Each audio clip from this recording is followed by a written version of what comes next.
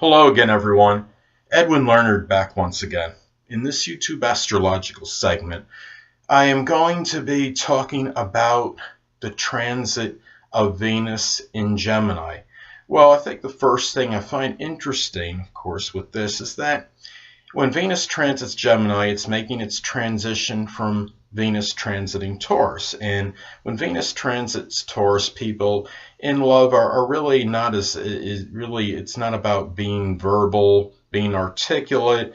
It's really more about really being demonstrative in love, being sensual and more taciturn. People are a little bit more quiet, and it's more about just showing the love more through being sensual. And really, when Venus enters Gemini, it's more of a time where maybe love's could be a little bit more superficial, and it could be a period too where you're looking for more intellectual stimulation from a romantic partner. And it's really it's more of about having strong intellectual stimulating conversations, say. Could be more about love of wordplay.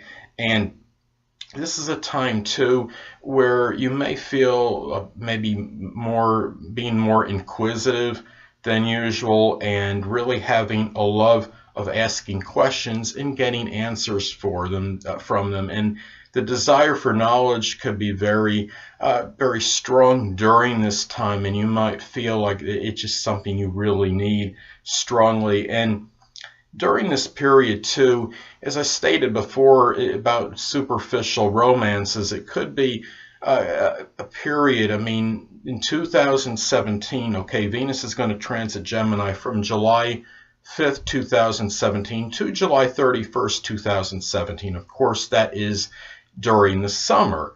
And during that time, I mean, some of you may have heard that song Summer Fling or something similar to that.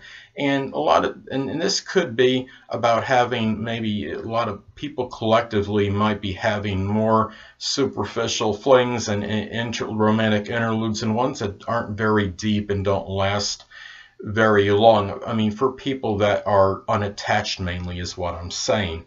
And this really is a time more where you may strongly value learning and assimilating information. And really, it's very positive too for articulating your feelings, and really through words and through writing and messaging, through email, there might be more communication with a romantic partner than usual. And also, what's interesting is you don't hear a lot about Gemini, but from what I've researched over the years, I mean, Gemini is a sign that could be associated with vicariousness. And it could be more where vicarious romance could be more prominent.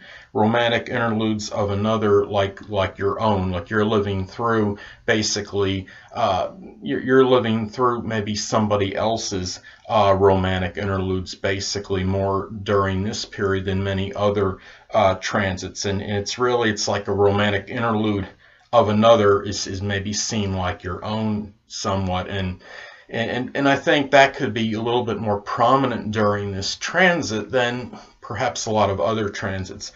I find what's interesting too, people might have a little bit more propensity to kind of have that wandering eye during this time. Keep in mind that Gemini is a dual sign, and it's a sign of the twins and of things connected with two. And I mean, even people that are in sustained, protracted relationships might even there might be a little bit more temptation during this time, as opposed to many other transits, to maybe have that fling. Or it could be where you might be attracted to more than one person simultaneously if you're unattached. What I find very interesting is that many of you may have heard of a singer named Mary McGregor, and she sung a classic hit called Torn Between Two Lovers.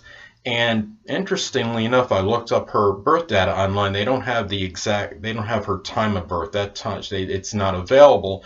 But based on the day, it appears that Gemini, she has Venus in Gemini at, imagine this, 29 degrees, the full culmination of the sign. And I found that very interesting. And she's talking about being torn between two lovers. I feel like saying, hey, Spoken like a true Venus and Gemini lady.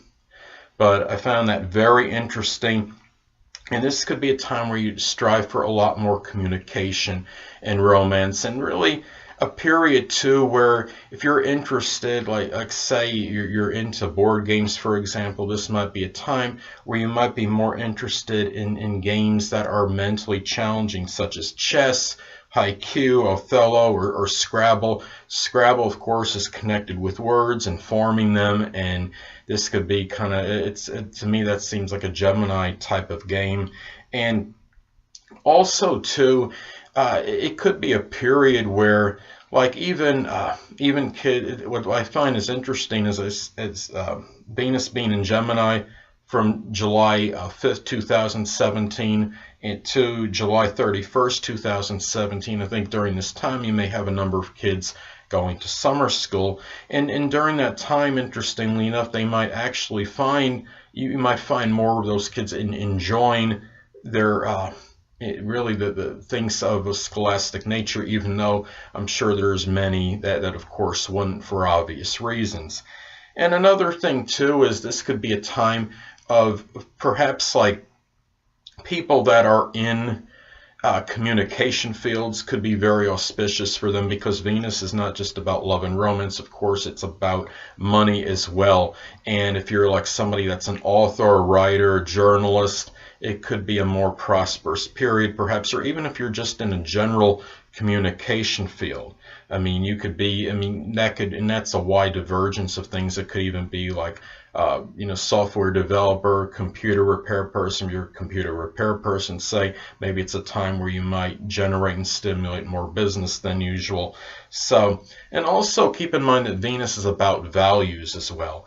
And it could be a time where people might value more intellectual stimulation, more communication, and others, and really having variety and not having and things, and really it's a period too in romance where you really might have an aversion to things being monotonous, if you understand what I'm saying. So anyway, people, that'll conclude this YouTube astrological segment for the transit of Venus in Gemini, and stay tuned next time where I'll be talking about the transit Venus in Cancer.